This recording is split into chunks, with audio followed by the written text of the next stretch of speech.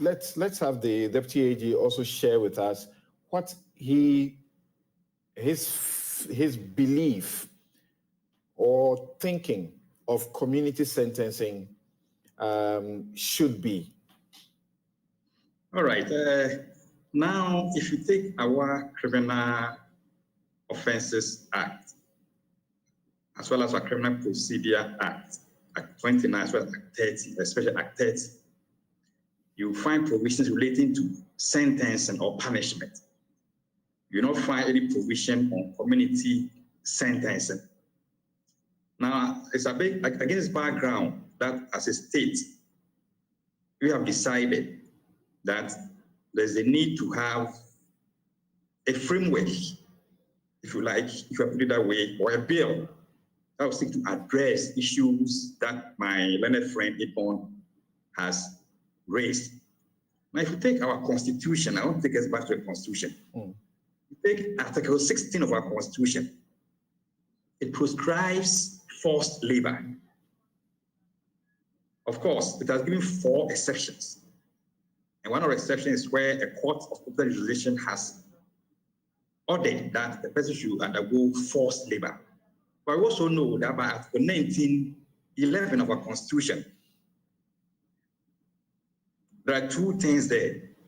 Before a person can be convicted, that offense must be defined in a written law, and the punishment must also be prescribed in a written text or in a written law.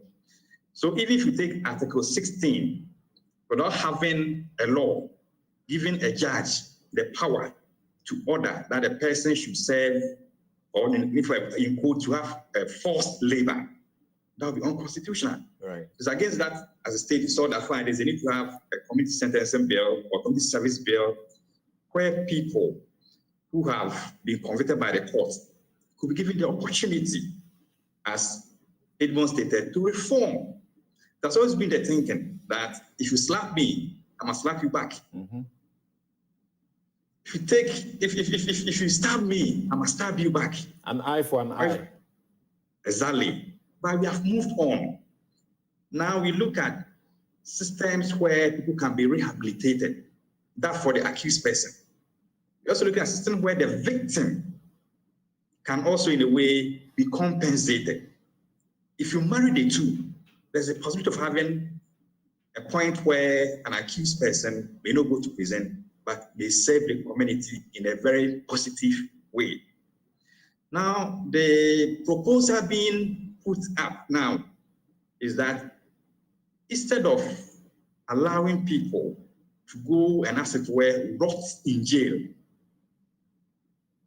it would be better to put them to productive use, in quotes, another way. Right. Because currently, people are sometimes sentenced to serve in hard labor, IHL. That's a different one. While you are in custody, the court also has ordered that, because the law has given that kind of punishment, go and work for the state. But this one is looking at a situation where, for the period that you are supposed to have been in custody, you are now being asked to go the other way around to work in the community. I've always given this example that as lawyers, maybe Samson, you'll be driving in Accra, every day you jam traffic. You have the money to pay when you are fined in court. But to ensure that people like us do not jam traffic, at times when we are arrested, we are taken to court, the court should not give you the option of paying a fine. The court should not even take us maybe to go to prison.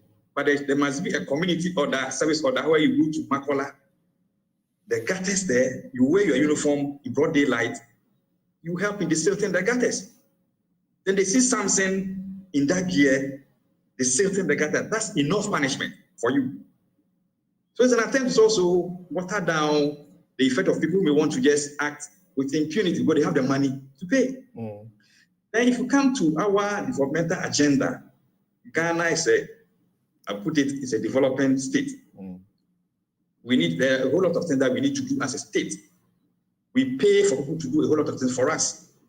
We can also use the energies of people who have decided to commit crimes to address some of these critical issues.